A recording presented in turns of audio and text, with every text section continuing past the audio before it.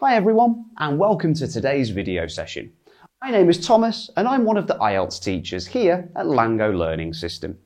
Our online video sessions are designed to help you improve a certain aspect of one of the 4 key competencies for your IELTS exam, in this case, reading. In today's video session, I'm going to look at the reading section and explain each question individually, which will hopefully help you guys improve your reading skills and provide you with some helpful strategies you can use in the exam. Continuing with the reading section from Cambridge 10, today we're going to do the second passage of Test 2. This passage is about gifted children and learning. Question number 14. A reference to the influence of the domestic background on the gifted child. Our keywords here are influence, domestic background, and gifted child. For this question, we need to find out about the domestic background referred to in the passage. Coming to paragraph A, the author states the necessity of home educational provision and reported verbal interactions with parents, number of books, and activities in their home, etc. Giftedness is similar to educational backup at home, so our answer is A.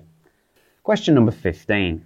A reference to what can be lost if learners are given too much guidance. Our keywords here are what could be lost and too much guidance.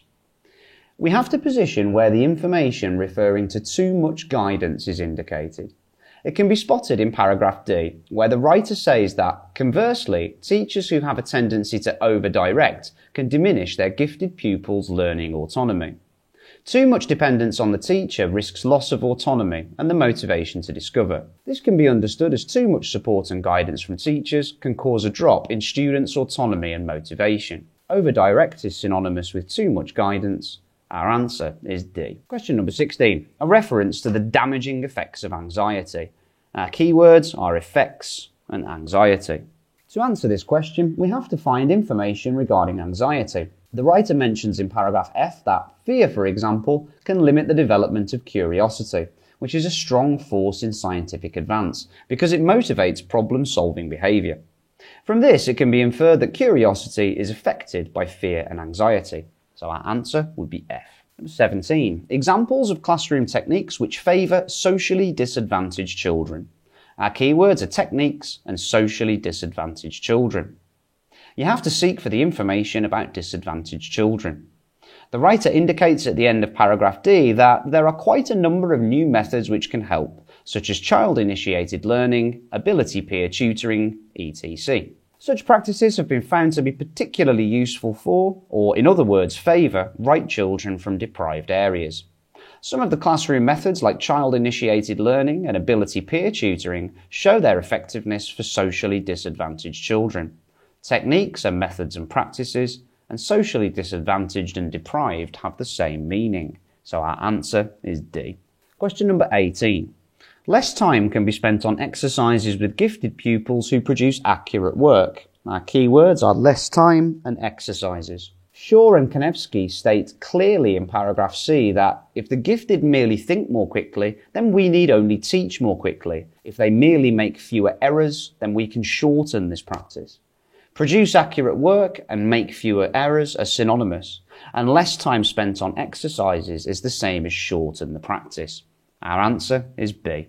Number 19. Self-reliance is a valuable tool that helps gifted students reach their goals. Our keywords are self-reliance and reach goals. In paragraph E, C.O.M.M.E.N.T summarises that, above a certain high level, characteristics such as independence seem to contribute more to reaching the highest levels of expertise than intellectual skills, due to the great demands of effort and time needed for learning and practice. Self-reliance and independence mean the same thing, as do goals and the highest levels of expertise. Our answer here is D. Question 20. Gifted children know how to channel their feelings to assist their learning. Our keywords are channel feelings and assist learning. Look at the last paragraph. In Buckert's 1991 review of emotion in the learning of very high IQ and highly achieving children, she found emotional forces in harness. They, gifted children, were not only curious, but often had a strong desire to control their environment, improve their learning efficiency, and increase their own learning resources. Channel their feelings and emotional forces in harness have the same meaning, as do assist their learning and improve learning efficiency. And this would tell me that our answer was E. Number 21. The very gifted child benefits from appropriate support from close relatives. Now, keywords are benefits and support from relatives. In paragraph A, the author states that a very close relationship was found when children's IQ scores were compared with their home educational provision. The higher the children's IQ scores, especially over 130, the better the quality of their educational backup, measured in terms of reported verbal interactions with parents and number of books and activities in their home, for example. The researcher stated in this paragraph is Freeman. Support from close relatives and educational backup or home educational provision mean the same thing. Our answer here is A. 22. Really successful students have learnt a considerable amount about their subject. Our keywords here are learnt and a considerable amount. We can look at the information from paragraph E. Individuals who know a great deal about a specific domain will achieve at a higher level than those who do not. Really successful and achieve at a higher level, learnt a considerable amount and know a great deal, and subject and specific domain are all synonymous here. Our answer, therefore, is C. For questions 23 to 26, we complete the missing word in the sentence. Number 23. One study found a strong connection between children's IQ and the availability of and at home. Keywords: connection, children's IQ, and at home. In paragraph A, the author discusses that a very close relationship was found when children's IQ scores were compared with their home educational provision. The higher the children's IQ scores, especially over 130, the better the quality of their educational backup, measured in terms of reported verbal interactions with parents, number of books and activities in their home, for example. A strong connection means a very close relationship, so our answer is books and activities, respectively. 24. Children of average ability seem to need more direction from teachers because they do not have, and our keywords here are average, more direction, and they do not have. To deal with this question, we need to find out about average ability children. In paragraph B, the author indicates that there appears to be a qualitative difference in the way that the intellectually highly able think compared with more average ability or older pupils, for whom external regulation by the teachers often compensates for lack of internal regulation, while direction and regulation and lack and do not have the same meanings here, so our answer would be internal regulation. 25. Metacognition involves children understanding their own learning strategies, as well as developing.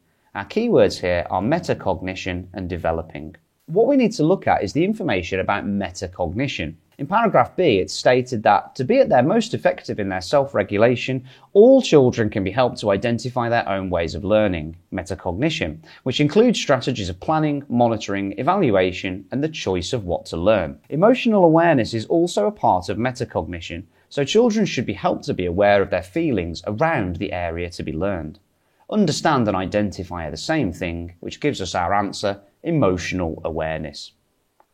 Number 26. Teachers who rely on what is known as often produce sets of impressive grades in class tests.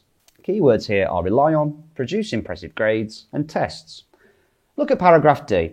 The writer states that, although spoon feeding can produce extremely high examination results, these are not always followed by equally impressive life successes. Extremely high and impressive grades and results, and tests and examinations have the same meaning here. Our answer is spoon feeding. I finished the explanation for the reading section for Test 2, Part 2. Don't forget to note down and practice new words that you struggled with in this passage in order to sharpen and enhance your vocabulary. If you write them down and then learn them by heart, it's going to be a really good way to ensure that they stick in your head, and you can trust me on that one. I really hope that you found this session helpful in preparing you for your IELTS test. If you'd like to sign up for IELTS courses here at LangGo, please click on the link below. Our courses are designed to cater to your individual needs and to provide you with personalised learning pathways. Remember to like and subscribe, and don't forget to hit that bell button to get notifications of our latest videos. I've been Thomas at LangGo Learning System, and hopefully I'll see you for the next session. Bye.